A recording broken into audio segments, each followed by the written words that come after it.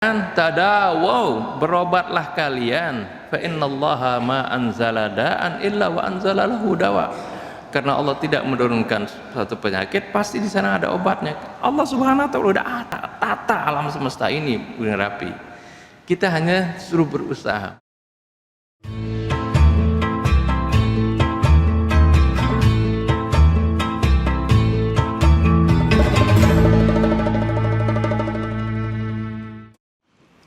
Assalamualaikum warahmatullahi wabarakatuh. Bismillahirrahmanirrahim. Alhamdulillahilladzi hadana li hadza wa ma kunna linahtadiya laula an hadana Allah. Wassalatu wassalamu ala sayyidina Muhammad ibn Abdullah wa ala alihi wa sahbihi wa man jahada fi sabilihi wa wala. Amma ba'du, para hadirin jamaah Masjid Al-Mahdi yang dirahmati Allah Subhanahu wa taala. Pertama-tama kita panjatkan puji syukur kita kehadirat Allah Subhanahu wa taala atas segala karunia-Nya, rahmat-Nya, taufik serta hidayah-Nya yang tiada putus-putusnya tercurah kepada kita, terutama sekali ni'matul iman wal islam wa kafa bihima min ni'mah. Para hadirin hadirat sekalian, pada kesempatan pagi hari ini saya ingin membahas bagaimana sikap kita seorang mukmin menghadapi bencana. Saya beri judul dalam bahasa Arabnya Mauqiful Mu'min Amamal Bala wal Waba Bainal Haqiqati was Syariah, di antara hakikat dan syariat. Sebab sering kita dibikin bingung terkadang. Ada orang yang begitu hati-hati di dalam menghadapi wabah. Ada juga orang yang sama sekali mengabaikan kesikap hati-hatian dengan mengatakan kita sudah bertawakal kepada Allah Subhanahu wa taala. Hal ini perlu kita melihat jangan secara parsial, tapi kita melihat dari pandangan Al-Qur'anul Karim dan sunnah Nabi kita Muhammad sallallahu alaihi wasallam. Kalau kita melihat sesuatu dari dekat, kita melihat seolah-olah kita akan melihat sesuatu itu secara parsial, terpisah-pisah. Seperti misalnya kita berada di sini daerah mana, Jati Karya atau Jatiranggon. Daerah Jatiranggon ini kalau kita, karena kita berada di sini luas, kalau kita kelilingin seharian belum tentu cukup waktunya. Apalagi lebih besar lagi wilayah Bekasi, apalagi lebih besar lagi wilayah Jawa Barat. Karena kita berada di sini. Tapi ketika kita melihatnya dari angkasa, ketika kita lihat naik pesawat, kita lihat akan kelihatan kecil seperti itu. Wilayah yang luas ini akan terlihat kecil. Makin tinggi lagi kita akan melihat bahkan Pulau Jawa kelihatan kecil seperti itu.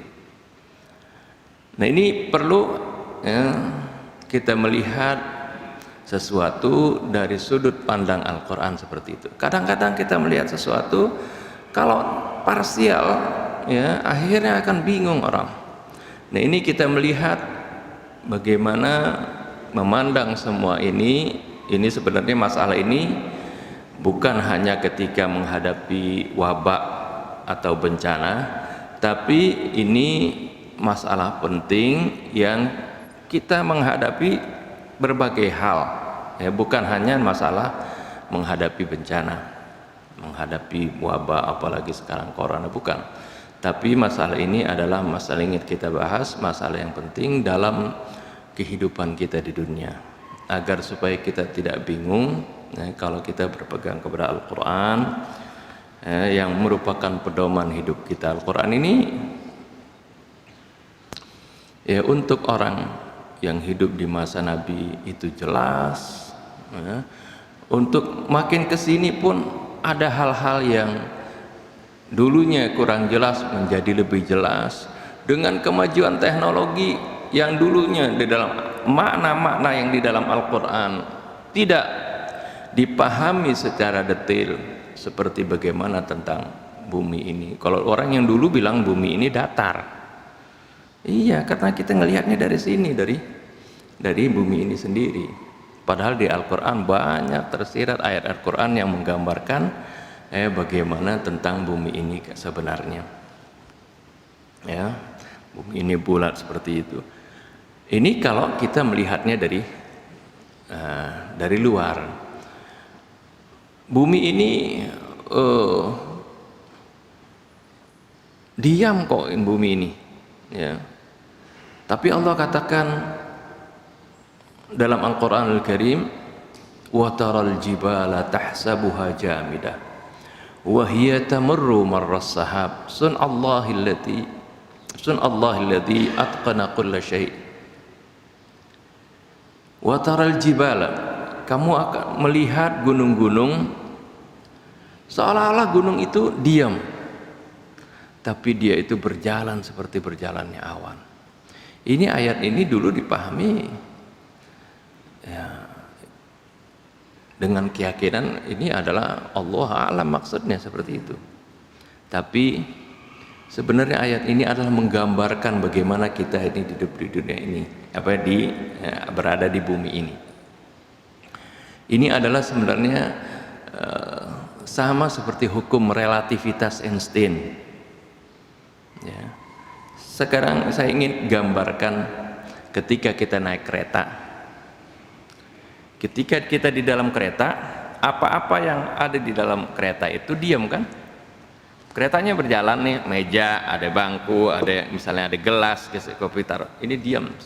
Orang yang duduk di depan kita diam, ya, karena kita di dalam kereta itu. Ya, kita ngelihat Pak, nah keluar ada pohon-pohon bergerak, ya, kita mengarah ke sana, pohon bergerak sebaliknya kan. Nah, ini sebenarnya inilah gambaran bagaimana, ya, yang tadi digambarkan oleh firman Allah, bagaimana kalian melihat gunung itu diam, tapi sebenarnya bergerak. Maksudnya apa?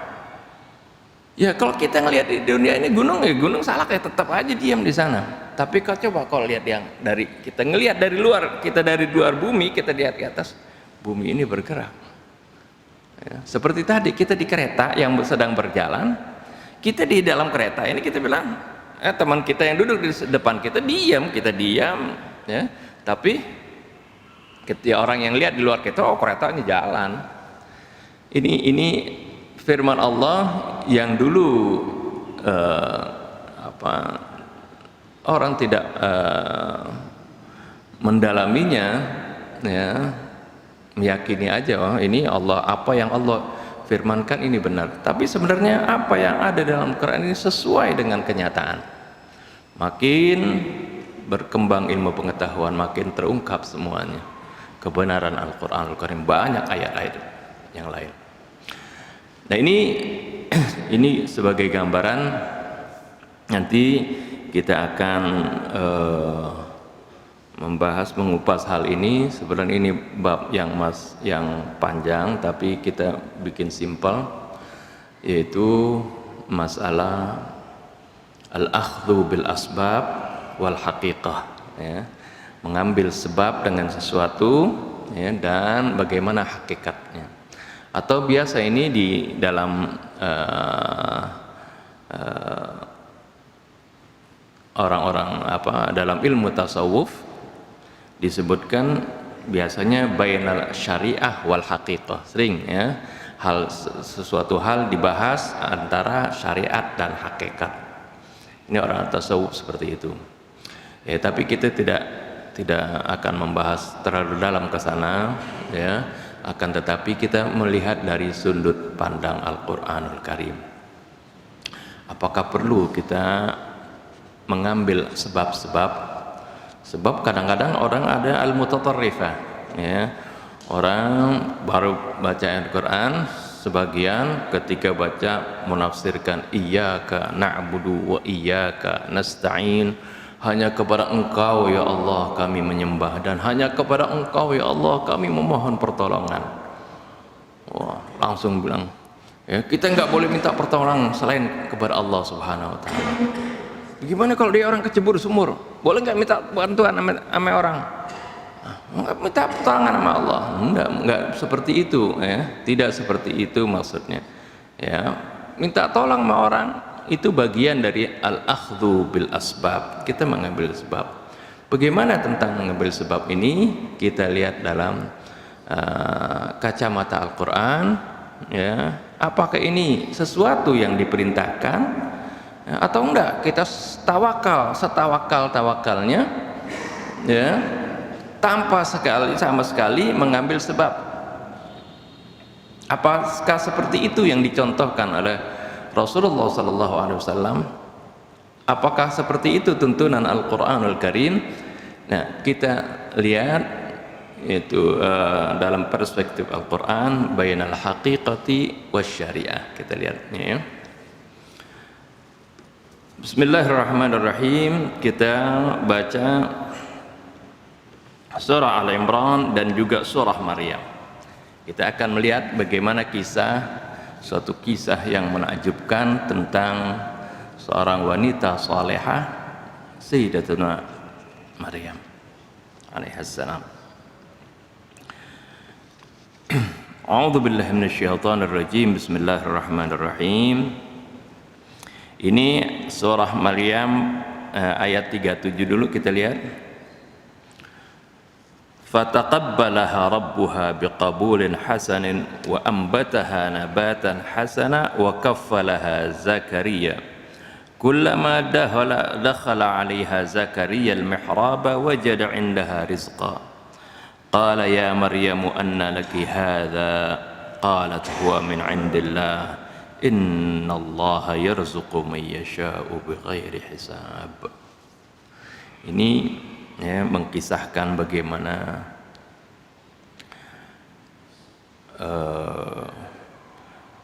nazar dari keluarga Imran ingin mendapatkan keturunan yang saleh ya, dan dia bernazar ya, istrinya Imran bernazar, kalau anak saya ini lahir nanti saya akan persembahkan, artinya saya akan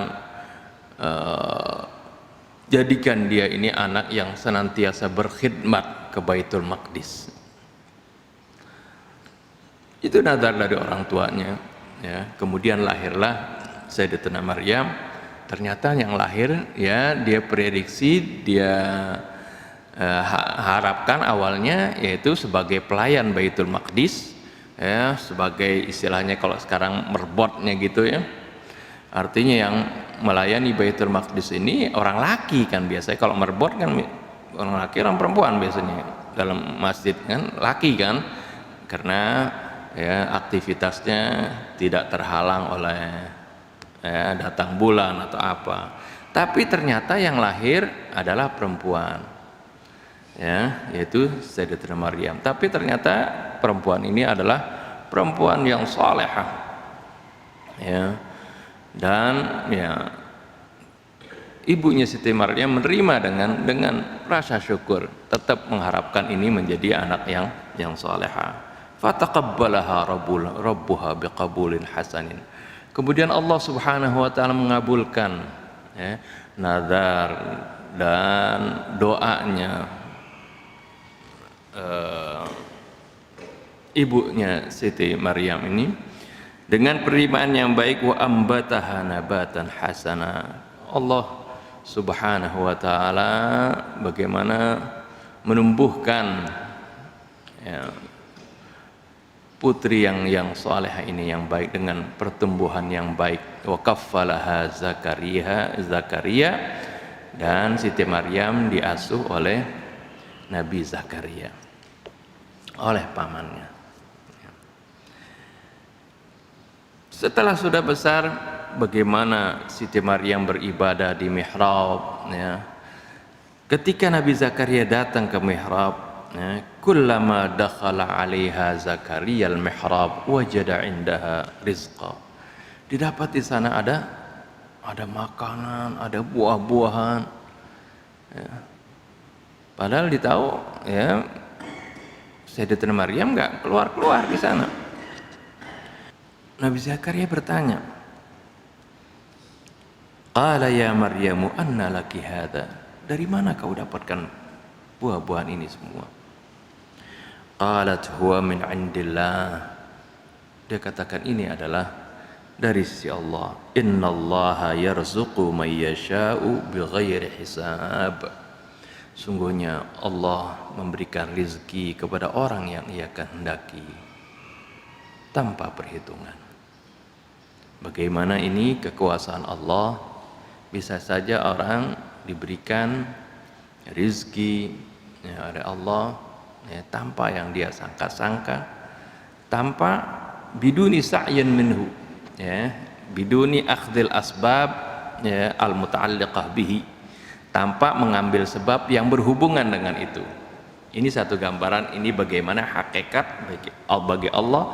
Bagi Allah itu mudah sekali ya, mewujudkan sesuatu walaupun itu tanpa sebab. Ini gambarannya tentang Nabi Siti Maryam sendiri, kemudian nanti kelahiran Nabi Isa ya.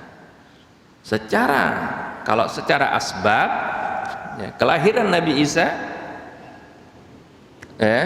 kelahiran manusia harus ada suami istri kan, itu bil asbab ya. Tapi bagaimana kelahiran Nabi Allah Isa, Allah samakan seperti Nabi Allah Adam, tanpa sebab jadi kun fayakun, seperti itu. Ini hakikat yang sebenarnya ya, hakikat ya bagaimana kekuasaan Allah Subhanahu wa taala. Tapi di ayat yang lain dalam surah Maryam ya, ayat 22, nah ini menggambarkan bagaimana ya tentang al-akhdhu bil asbab. Walaupun asbab itu walaupun sedikit kecil, dan memang al-asbab atau kita menggalik al-asbab ini yang segala sesuatu yang kita upayakan di dunia ini dibanding hakikat yang Allah Subhanahu wa taala kerjakan, jauh kecil sekali bandingannya asbab yang kita lakukan. Tapi Allah perintahkan kerjakan al-asbab itu. Kita lihat di dalam surah Maryam ayat 22 dan 23, bagaimana menceritakan ini Sayyidatina Maryam ya, ketika sudah hamil tua.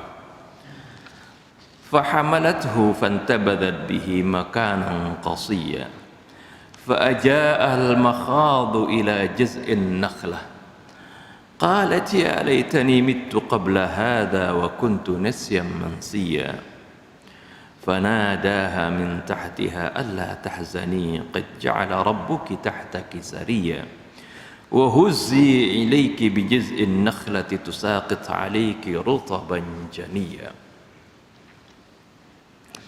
Bagaimana Sayyidatina Maryam ketika Allah Subhanahu wa taala dengan kekuasaannya membuat beliau hamil, padahal dia belum pernah berhubungan disentuh oleh laki-laki, artinya belum pernah berhubungan suami istri. Walam yamsasni bashar, yamsasni artinya aku belum pernah disentuh oleh manusia, bukan bersentuh arti pegang begini ya. Orang dipegang sini nggak bisa hamil kan, orang bersentuhan hamil enggak. Ini bahasa Al-Quran yang halus ya, menggambarkan bagaimana dia belum pernah melakukan hubungan suami istri, tapi kok bisa hamil. Hal ini ya di luar kebiasaan yang umum kan. Hukum Allah yang Allah terapkan di dunia ini, orang kalau mau punya anak pasti dia akan melakukan hubungan suami istri kan, seperti itu ya. Ini adalah asbab yang umum, ini asbab yang ada di alam semesta ini adalah ketentuan Allah. Seorang kita diperintahkan menikah ya, kemudian melahirkan anak, ini adalah ketentuan Allah bukan? Ini ketentuan Allah. Ini yang sering disebut al-asbab, atau inilah yang disebut sering dengan syariah. Tapi bagaimana ya, kita hanya melakukan asbab, tapi yang menjalankan asbab ini ya itu Allah Subhanahu wa taala. Selanjutnya seperti seorang petani menanam benih, menanam padi misalnya, dia hanya menaruh benih ke tanah, menyiraminya, memupukinya. Ini adalah al-asbab, harus dia lakukan itu. Tapi apakah kemudian selanjutnya upaya petani ini semuanya sehingga benih ini menjadi tumbuh? Allah Subhanahu wa taala. Jadi upaya manusia ya, mengambil asbab ini, al-akhdzu bil asbab ini adalah merupakan upaya yang diperintahkan oleh Allah Subhanahu wa taala. Dan di sini dalam surah Maryam disebutkan ketika beliau sudah hamil tua, dia kemudian ya, mencari tempat yang jauh, yang terpisah dari masyarakat, karena sudah banyak guncingan-guncingan dari masyarakat ya tentang kehamilannya ini. Ya wajarlah ya, seorang wanita yang soleha, yang bersih, yang tidak pernah ya berhubungan dengan laki-laki kemudian hamil, dia malu kan, sampai dia katakan ya, fa'aja ahal makhadu ila jaz'in nakhlah. Kemudian ketika dia sudah mules begitu ya, makhad itu sakit perut untuk melahirkan ya, sakit perut mau melahirkan, dia bersandar di bawah sebuah pohon korma ya, pohon korma yang enggak ada buahnya ya, pohon korma yang tidak berbuah ya. Dikatakan ya laitani mittu qabla hadza wa kuntu nasiyan mansiya. Aduh ya, seandainya aku ini meninggal sebelum kejadian ini, sih aku pasti akan ya, menjadi orang yang dilupakan. Artinya orang nggak akan menyebutkan ya, menjelek-jelekan aku ya. Ini bukan berarti keputusasaan, tapi inilah menggambarkan sifat manusiawi seorang ya, bagaimana memiliki rasa malu yang begitu tinggi ya. Tapi dia pasrah. Allah Subhanahu wa taala dengan kesalehannya tadi, kemudian ya, dengan kemukjizatan yang Allah Subhanahu wa taala berikan ya, kepada Nabi Allah Isa alaihissalam, walaupun ya, beliau masih ya, di dalam kandungan mau melahirkan ini, sudah bisa bicara. Ada suara fanadaha min tahtiha, lalu ada suara yang memanggil Sayyidatina Maryam dari bawahnya. Nah, ini ulama berbeda pendapat. Ini kalau nggak salah dalam Mukjizat Hurufil Quran sudah pernah saya terangkan ya. Ada ulama kalau baca tafsir berbeda pendapat ya, kalau ini yang bicara ya malaikat Jibril. Masa malaikat Jibril bicara dari bawah gitu. Nah, yang pendapat kedua, dan ini yang kita buktikan waktu itu dalam Mukjizat Al-Quran, ini adalah ucapan Nabi Isa sendiri. Nabi Isa jadi berbicara bukan ketika dia digendong oleh ibunya, enggak, masih waktu baru lahir itu, sebelum lahir sudah berbicara. Fanadaha min tahtiha, lalu Siti Maryam diseru ada suara dari bawahnya ya, suara dari bawahnya. Allah tahzani, janganlah engkau bersedih, qad ja'ala rabbuki tahtaka sariyya, Tuhanmu telah menjadikan ya, ada sungai kecil atau parit mengalir di bawahmu. Terus wa huzzi ilaiki bi jiz'in nakhlati tusaqit 'alaiki rutaban janiyya. Ini garis bawahi ayat ini. Wa huzzi, dan goncangkanlah. Kalau kita orak, itu kalau bahasa Betawi, orak nih pohon korma. Ya. Goncangkanlah, ya, bijiz'in nakhlati, batang kurma ini, tusaqit 'alaiki rutaban janiyya. Niscaya batang kurma nanti akan, ya, menjatuhkan buah-buahnya, ya, buah-buah kurma yang matang. Pohon kurma itu besar. Gambaran di sini kayak pohon aren lah gitu. Jangankan orang yang lagi hamil, yang lagi mau melahirkan, kita anak orang laki yang goyangin itu susah. Ya. Tapi Allah diperintahkan goyangkan itu. Ini adalah perintah dari Allah untuk mengambil al-akhdhu bil asbab. Allah Subhanahu wa taala, walaupun Siti Maryam tidak menggoyangkan itu pohon kurma, mampu gak Allah menjadikan memberikan kurma matang langsung di hadapan Siti Maryam? Bisa nggak? Ya, seperti contohnya waktu di mihrab Allah berikan tanpa upaya apapun Allah berikan. Tapi ini diperintahkan lakukan sebab, yaitu goyangin dulu. Ini namanya al-akhdhu bil asbab. Ya.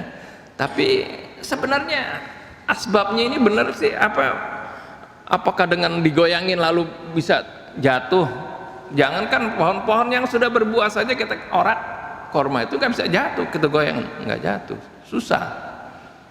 Ya, tapi ini yang asalnya belum berbuah, kemudian diperintahkan suruh huzzi, goyangkan seperti itu, hanya isyarat saja, hanya syariatnya saja, asbab saja.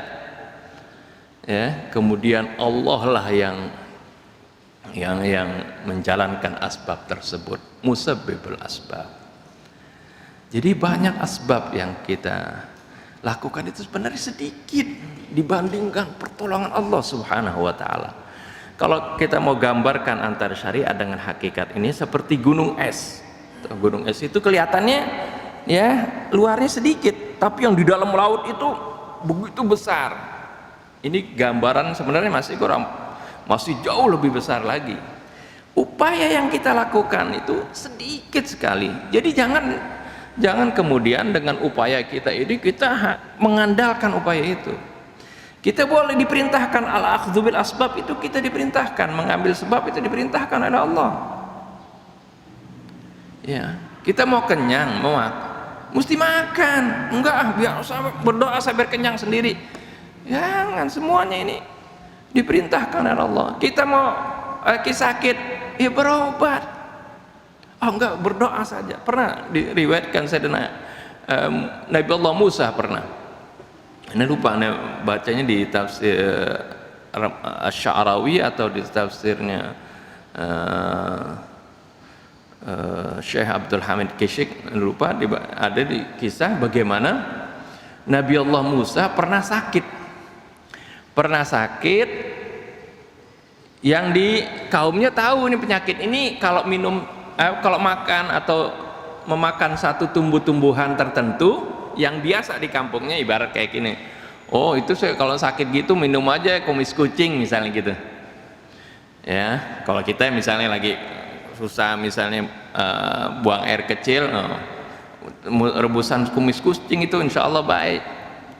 Enggak, Nabi Allah Musa nggak mau pakai itu, saya mau berdoa aja, mohon kepada Allah Subhanahu wa taala. Kemudian Nabi Musa ditegur oleh Allah Subhanahu wa taala, ya Musa, kamu ingin merusak tatanan apa yang kami telah tetapkan di dunia ini dengan keinginan kamu itu.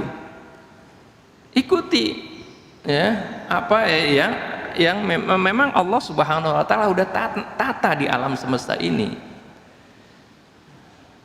Ya. Nabi Musa akhirnya nggak sembuh-sembuh. Akhirnya sebelum dia mencoba meminum yang tadi ya obat yang diberikan yang udah umum ya oleh kaumnya, dia makan seperti itu. Nah, ini namanya al-akhdhu bil asbab, itu diperintahkan ya. Tapi jangan kita mengandalkan asbab tersebut, artinya bergantung dengan asbab, al-i'timad alal asbab, Ya, ini harus kita bedakan ini ya. Ketika kita, sehingga akhirnya orang suka banyak ya simpang siur. Oh, kalau ente nggak boleh kalau sakit ente minum obat sakit kepala. Kalau ente bilang ini menyembuhkan, ini musyrik. Ya benar, ini ada, tapi ini kita nggak minum ini adalah al-akhdhu bil asbab, mengambil sebab. Sebab Rasulullah SAW pun mengatakan tadawaw, berobatlah kalian, fa innallaha ma anzala da'an illa wa anzala lahu dawa. Karena Allah tidak menurunkan suatu penyakit, pasti di sana ada obatnya. Allah Subhanahu wa taala udah atur tata alam semesta ini dengan rapi. Kita hanya suruh berusaha. Ini al-akhdhu bil asbab sebenarnya bukan dalam masalah ini saja ya. Dalam berbagai hal, sampai kita beramal pun itu adalah al-akhdhu bil asbab. Kita beramal, kita sholat ya, kita berbuat baik. Sehingga dulu pernah ketika Ustaz Quraisy Shihab mengungkapkan satu hadis, la yadkhulu ahadukumul jannata illa la yadkhulu atau la yudkhilu ahadakumul jannata atau la yadkhulu rajulun al jannata bi amalihi. Seorang tidak akan masuk surga dengan amalnya. Terus sahabat bertanya, wala anta ya Rasulullah, kamu juga begitu ya Rasulullah? Rasulullah bilang, wala ana illa ayyataghammadiyallahu birahmatihi wa fadlin minhu. Melainkan kecuali karena aku ini sudah diliputi dari rahmat dari Allah Subhanahu wa taala. Kita dimasukkan ke surga bagaimana? Ke surga Allah Subhanahu wa taala dengan amal kita atau dengan rahmat Allah. Nah itu. Dengan rahmat kita, dengan amal kita, atau kita akan dimasukkan ke surga atau dengan rahmat Allah. Nah, ini yang hadis ini yang dulu heboh bilang. Ya, orang tuh kata Nabi tidak akan masuk surga dengan amalnya. Bagaimana kan ada di dalam Al-Quran Allah perintahkan kita suruh beramal. Udkhulul jannata, ya. Ada firman Allah Subhanahu wa taala, ya, wa tilkal jannatu uristumuha bima kuntum ta'malun. Ya, dan surga itu kalian diwariskan, arti kalian diberikan surga itu bima kuntum ta'malun, disebabkan dengan kalian beramal. Apa yang ada tanakut dengan hadis tadi, dengan hadis Nabi? Tidak ada tanakut. Hadis Nabi itu menceritakan tentang hakikat ya. Kalau beramal itu syariat namanya ya, kita wajib. Jadi jangan pakai itu. Kalau dia bilang tasawuf, orang yang suka berlebihan di mutatarrif fit tasawuf, kadang-kadang orang yang mengambil syariat ente baru anak SD ente sholat seperti itu. Kalau orang tasawuf udah nggak perlu lagi sholat, itu ngawur namanya ya.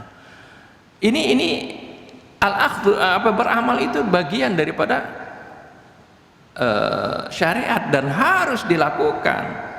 Enggak, saya mau masuk surga dengan rahmat Allah aja, saya nggak perlu beramal. Justru dengan beramal itulah untuk mendapatkan rahmat Allah. Itu adalah asbab tadi ya. Seperti ente mau sembuh ya dari suatu penyakit, ya minum obat. Ini namanya al-akhdhu bil asbab. Tapi yang menyembuhkan ente itu bukan hanya obat itu, bukan itu hanya sebab. Sebab dengan obat ini, andai kata Allah Subhanahu wa taala ketika kita telan obat, Allah tidak fungsikan itu. Bagaimana obat kan ini bahan kimia, bagaimana Allah alirkan dengan darah, diserap oleh lambung kita. Yang nyerap apa? Kita apa obat? Itu adalah bukan karena kita, Allah yang sudah atur ini. Jadi apa yang kita lakukan dengan mengambil sebab ini sedikit sekali dibandingkan apa yang Allah bantu buat kita. Di dalam tubuh kita ini sudah ada antibody, ada sel darah putih yang bisa melawan berbagai virus, kuman. Kalau ada benda asing masuk ke tubuh kita, langsung berproses itu. Siapa itu yang ngatur? Apa kita yang ngatur ini semuanya? Itu Allah Subhanahu wa ta'ala udah atur. Itu hakikatnya Allah Subhanahu wa ta'ala yang membantu, yang mengerjakan itu semuanya. Ini adalah hakikatnya. Ya, jadi ketika kita na'khudz bil asbab, ya, kita jangan melupakan ini. Jangan kita mengandalkan dengan asbab itu. Kita harus bergantung kepada Allah Subhanahu wa ta'ala. Ya. Dan asbab ini walaupun kecil, sebab ini walaupun kecil, tapi kalau kita gantungkan kepada Allah menjadi besar. Hal-hal yang kecil yang kita lakukan, kalau kita hubungkan dengan Allah, maka itu menjadi besar. Tapi hal-hal walaupun besar kita lakukan, kita mengesampingkan Allah, hal kita ya, itu jadi kecil. Ya, seperti kayak rumus matematiknya, ya, 100 kali tak terhingga menjadi tak terhingga. 90 kali tak terhingga tetap tak terhingga. 1 kali tak terhingga tetap tak terhingga. Allah kan zat yang maha tak terhingga kekuasaannya. Jadi kalau kita mengandalkan kepada Allah yang tak terhingga, maka kita akan memiliki kekuatan yang tak terhingga seperti itu. Itu adalah maksudnya karena ma'unah dari Allah. Tapi jangan melupakan upaya yang sedikit tadi. Jangan melupakan itu, jangan nol, jangan zero gitu. Kalau 0 kali tak terhingga, ya 0. Ya, harus ada upaya seperti itu. Kembali kepada tadi kisah Sayyidatuna Maryam, bagaimana upayanya kan sedikit tuh. Yang lebih unik lagi bagaimana upaya Sayyidatuna Hajar alaihissalam. Upaya Siti Hajar ketika ya bersama anaknya Ismail di Mekah mencari air. Cari air, lari-lari antara Safa dan Marwah, cari Safa, barangkali ada air. Ya, dia naik ke bukit Safa karena kalau mau lihat air yang jauh kan sumber air di mana, barangkali dekat sini ada sumber air. Ya, tentu naik ke daerah, ke bukit yang lebih tinggi kan, seperti itu. Nggak ada, pindah lagi ke Marwah, bolak-balik dalam kebingungan. Ini adalah upaya. Ini adalah al-akhdzu bil asbab, walaupun kadang-kadang sebabnya ini nggak berhubungan dengan air. Kalau artinya mencari air kan, kalau sumur misalnya ada sumber air di dalam tanah, harusnya dia kan digali kan, tapi enggak ya, berjalan. Nah ini upaya manusia. Kalau namanya sudah berupaya, kadang-kadang upayanya sedikit, kadang-kadang upayanya kalau dihubungkan, ini nggak ada hubungannya nih kayaknya, tapi dia sudah berupaya karena dia menggantungkan pada Allah Subhanahu wa ta'ala yang besar. Allah berikan sesuatu yang tidak bighairi hisab tadi. Jadi kita harus lakukan hal ini, ya, kita harus pahami hal ini. Kita diperintahkan mengambil asbab. Kita diperintahkan mengambil asbab, termasuk ketika kita beramal itu kita mengambil asbab. Ya, untuk mendapatkan hakikat rahmat dari Allah Subhanahu wa ta'ala, untuk mendapatkan ridha dari Allah Subhanahu wa ta'ala. Sehingga dalam satu hadis qudsi Allah Subhanahu wa ta'ala berfirman, man atani bishibrin ataituhu bidira'in. Dan barang siapa yang datang kepadaku 1 jengkal, aku datang kepadanya 1 hasta. Barang siapa yang datang 1 hasta, aku akan datang kepadanya 1 tepat. Barang siapa yang datang kepadaku berjalan, aku akan datang kepadanya berlari. Jadi dalam hadis ini disebutkan bagaimana manusia itu datang dulu kepada Allah. Arti upaya manusia, walaupun Allah mampu, nah, walaupun kita nggak pakai datang, Allah berikan saja bisa. Tapi yang berlaku secara umum di dunia ini adalah kita harus mengambil asbab. Sehingga ada firman Allah Subhanahu wa ta'ala, yang mengatakan walau syaa la amana man fil ardi jami'a afa anta tukrihun nasa ayyakunu mu'minin.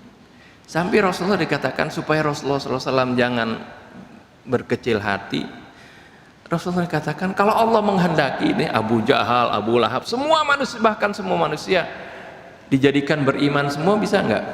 Bisa. Ya, tapi Allah ingin terapkan di dunia ini adalah dunia ini tempat asbab. Ya, Allah terapkan. Kalau nanti di akhirat tanpa asbab lagi nanti.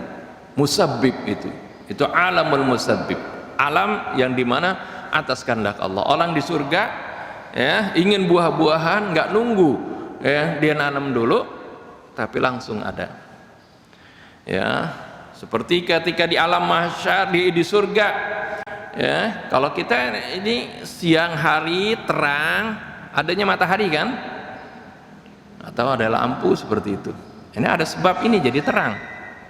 Itu di dunia seperti itu. Tapi kalau di jannah wa asyraqatil ardu, bumi ini bersinar binuri rabbiha, dengan cahaya Allah Subhanahu wa taala. Ya, terang tapi enggak perlu pakai matahari.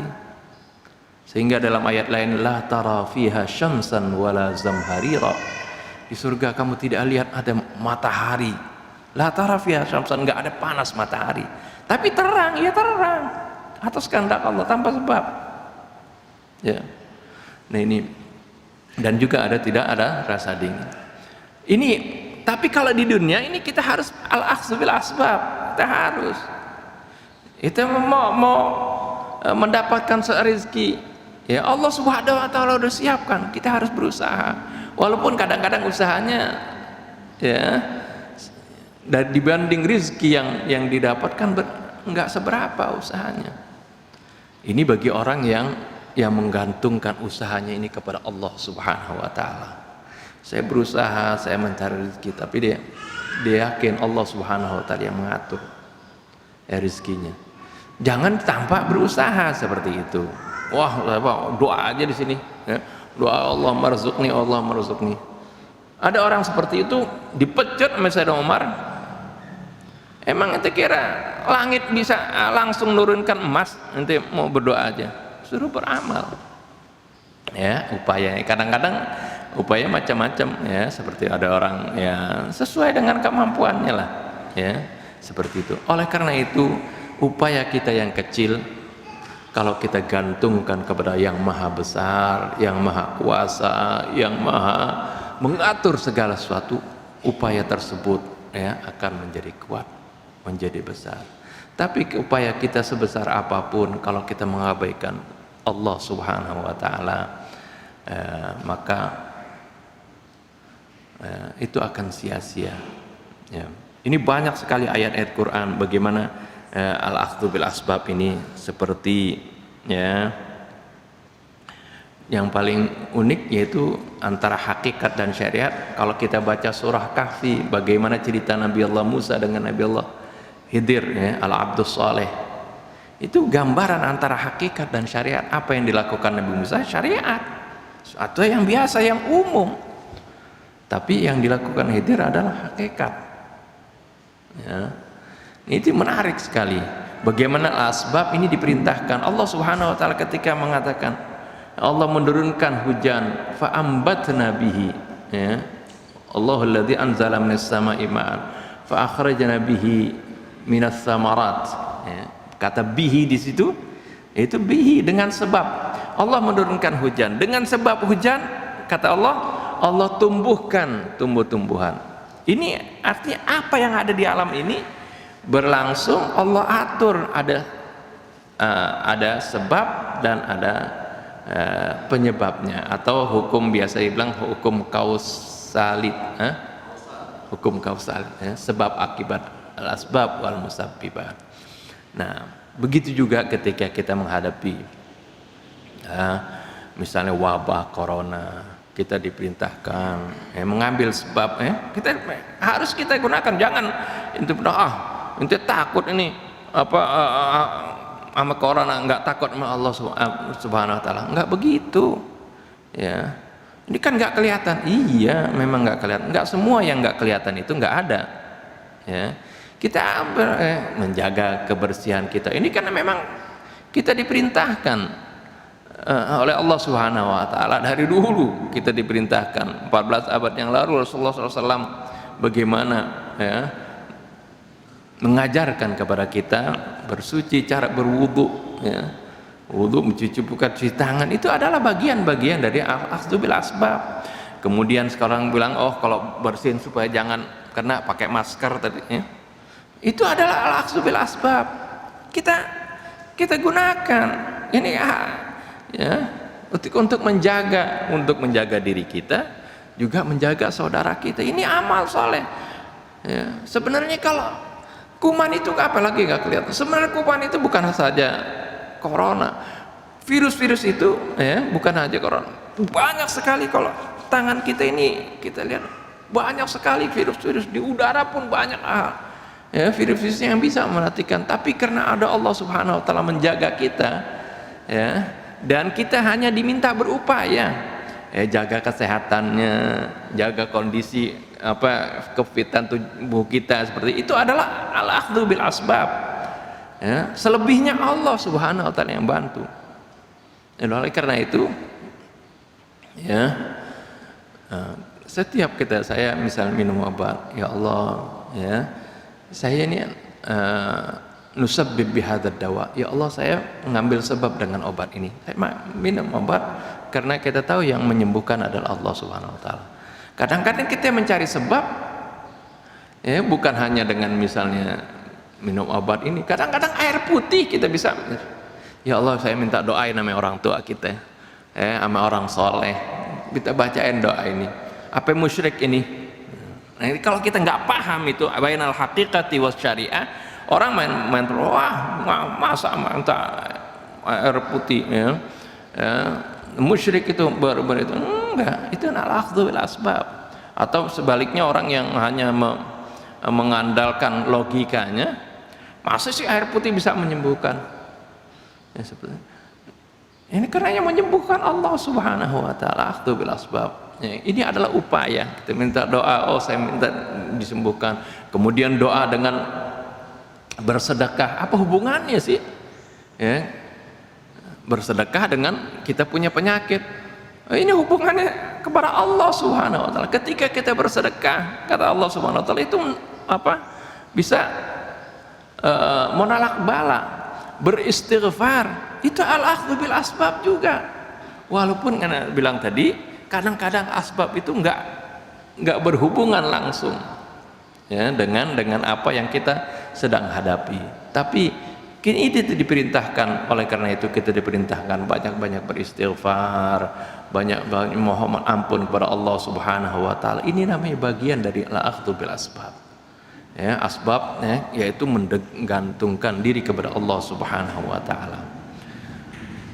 Ini sering menggambarkan bagaimana Rasulullah SAW itu ketika misalnya hijrah ke Madinah, Rasulullah mengambil sebab tidak? Pakai sebab atau ya, Rasulullah hijrah langsung ya, dari Mekah langsung ke Madinah gitu, mohon doa kepada Allah langsung dari Mekah pindah ke Madinah, jalan kaki kan, pakai onta kan ya. Rasulullah bahkan dikejar-kejar waktu itu, mau dibunuh oleh 40 pemuda, tapi Rasulullah bagaimana mengambil asbab ini ya, perintahkan Sayyidina Ali untuk untuk tidur di tempat tidurnya dan berselimut dengan selimutnya. Kemudian Rasulullah sudah menyewa membeli 2 kendaraan yang kuat, yang bagus. Kemudian menyewa petunjuk jalan dari orang Badui namanya Abdullah bin Uraiqid kalau nggak salah namanya ya. Ini orang yang paling lihat, Rasulullah ngambil sebabnya enggak tanggung-tanggung. Bukan hanya orang yang tahu aja tentang jalan di padang pasir, tapi orang yang paling pinter tentang jalan di padang pasir itu. Artinya ini orang bisa tahu jalan-jalan Rasulullah, karena Rasulullah dari Mekah ke Madinah nggak pakai jalan yang biasa yang dilalui oleh umum. Rasulullah pakai jalan, istilah kita jalan tikus, nggak pakai jalan raya gitu. Sebab kalau pakai jalan yang umum pasti dikejar, jalan tikus. Dan juga ketika perginya nggak langsung menuju Madinah, tapi menyimpang dulu ke Jabal Thawr. Ini adalah al-akhdhu bil asbab. Kan kalau Rasulullah berdoa, bisa nggak Allah Subhanahu wa taala selamatkan Rasulullah langsung pindah seperti Isra Mi'raj dari Masjidil Haram ke Masjidil Aqsa? Singkat bisa. Ya. Tapi inilah Rasulullah mengajarkan seperti ini supaya bisa diikuti oleh umatnya. Ya, karena Rasulullah ini adalah nabi untuk akhir zaman, untuk manusia-manusia, bukan saja yang di 14 abad yang lalu, tapi untuk manusia-manusia yang sekarang ini, yang memiliki kecanggihan teknologi yang sekarang seperti sekarang ini. Rasulullah SAW mengajarkan hal itu, al-akhdhu bil asbab. Ya. Ketika Rasulullah SAW berperang, Rasulullah pakai baju besi. Kan tawakal aja sama Allah. Ya. Nggak pakai baju, nggak usah pakai baju besi kan? Enggak, Rasulullah terluka kok. Ini al-akhdhu bil asbab. Ini karena memang ini harus diambil. Ini Rasulullah berikan contoh seperti itu. Kemudian ketika juga ada peristiwa, ada orang ya ketika masuk ke masjid, ya ditinggalkan ontanya di depan masjid tanpa diikat, masuk ke dalam masjid. Ketika keluar ontanya hilang, dia marah-marah, dia teriak-teriak, mana ontaku, mana ontaku. Terus Rasulullah tanya, emang ontamu tadi ada di mana? Di sini. Kamu ikat enggak ontanya? Enggak, kan saya udah bertawakal sama Allah Subhanahu wa taala. Lalu Rasulullah bilang, iqilhu, ikat dulu, tsumma tawakkal. Inilah pengertian tawakal yang sebenarnya. Kita upaya, ya, upayanya semaksimal yang kita mampu. Kemudian kita serahkan kepada Allah Subhanahu wa taala. Ini yang diajarkan ini seperti itu. Upaya kita adalah syariat. Tapi hakikatnya yang membantu kita adalah Allah Subhanahu wa taala. Yang bantuan Allah ini jauh lebih besar daripada apa yang kita upayakan. Seperti itu. Ya, jadi supaya jangan ada saling melecehkan seperti itu, ya, saling mencemooh, ya. Dan ini juga berkaitan, ya, kadang di satu masjid, ya, seperti di silaturahim juga masjid ada softnya renggang, ada yang bersih rapat, ya, ada juga yang lain rapat. Jangan saling menyalahkan, itu adalah ijtihadnya masing-masing. Sama seperti zaman Rasul ketika Rasulullah perintahkan, ya, setelah peperangan Ahzab, ya, perang Khandaq itu, Rasulullah SAW kan udah letih sekali benar menghadapi pasukan sekutu. Setelah perang Ahzab selesai, bagaimana Allah Subhanahu wa taala kocar-kacirkan pasukan musuh, Rasulullah baru mau balik ke rumahnya, baru mau menanggalkan baju besinya, malaikat Jibril bilang, "Ya Rasulullah, kamu mau menanggalkan baju besi kamu, sedangkan saya belum." Ya. Artinya lalu diperintahkan untuk menyerang Bani Quraidah, Yahudi Bani Quraidah. Karena dialah yang berkhianat ketika udah ada perjanjian, ya, saling bantu membantu, kalau ada serangan dari luar dia berkhianat.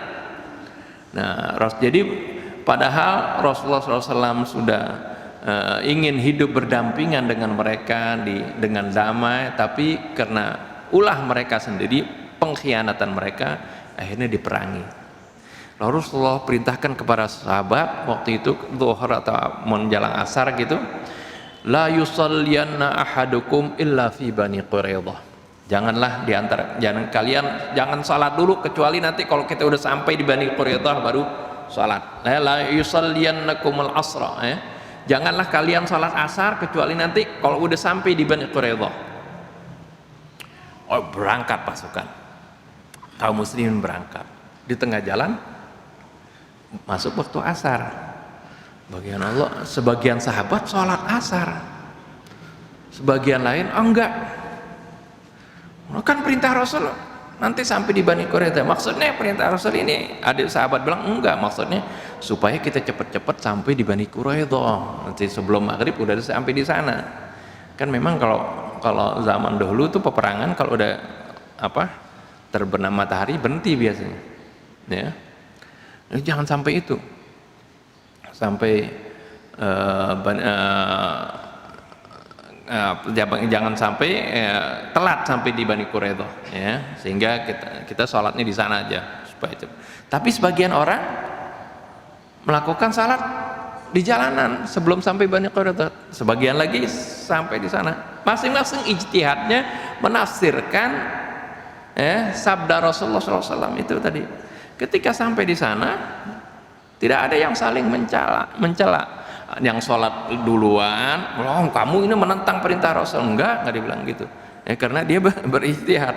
Yang kemudian yang sholat di Bani Quraidah pun ya semuanya dibiarkan oleh Rasulullah SAW. Semuanya karena semuanya akhirnya sampai tepat waktu di Bani Quraidah seperti itu. Nah ini ketika menghadapi perbedaan seperti ini, jangan saling mencela atau mencaci, ya, masing-masing memiliki opsinya, ijtihadnya, kehati-hatiannya, silahkan saja, ya. Tapi ya kita yang perlu kita ingat, ya, kita harus mengambil al-asbab, tapi kita tidak boleh bergantung kepada asbab itu, ya. Kita harus bergantung dan bertawakal kepada Allah. Para salafus saleh mengatakan sebagai penutup, ya, di dalam kitab Nasaihud Diniyah ketika membahas tentang amal itu, hadis yang tadi, seorang itu enggak masuk surga karena amalnya tapi karena rahmat Allah. Tapi bukan berarti kita meninggalkan amal, ya. Salafus saleh mengatakan tentang amal kepada amal, ya, la nanju minka, ya, atau bika, kami ini nggak bisa selamat dengan engkau, tapi wala budda minka, tapi kita harus menggunakan engkau, seperti itu, ya. Jadi yang menyelamatkan kita adalah yang masukkan seorang, ya, ke dalam surganya Allah Subhanahu wa taala dengan rahmat Allah. Sebab kalau amal kita dibandingkan rahmat dan nikmat Allah itu nggak ada artinya, dikit sekali, ya. Tapi dengan kemurahan Allah Subhanahu wa taala, ya, Allah masukkan kita ke surga.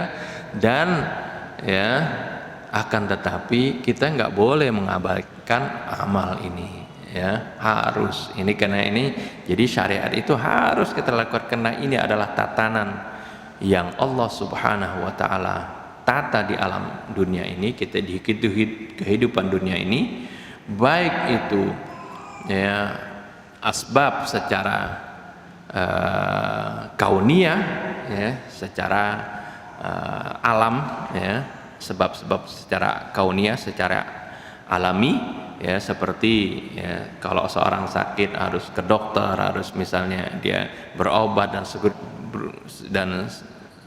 selanjutnya, ya, juga asbab-asbab yang lain, ya, dan juga asbab yang syar'i, ya, itu juga tatanan Allah Subhanahu wa taala. Sebab ketentuan Allah ada qadha kauniyah, ada qadha syar'iyah. Ketetapan Allah ada ketetapan yang di alam ini, ada ketetapan yang secara syariat. Secara syariat kita diperintahkan salat, puasa, itu adalah syariat, itu juga asbab.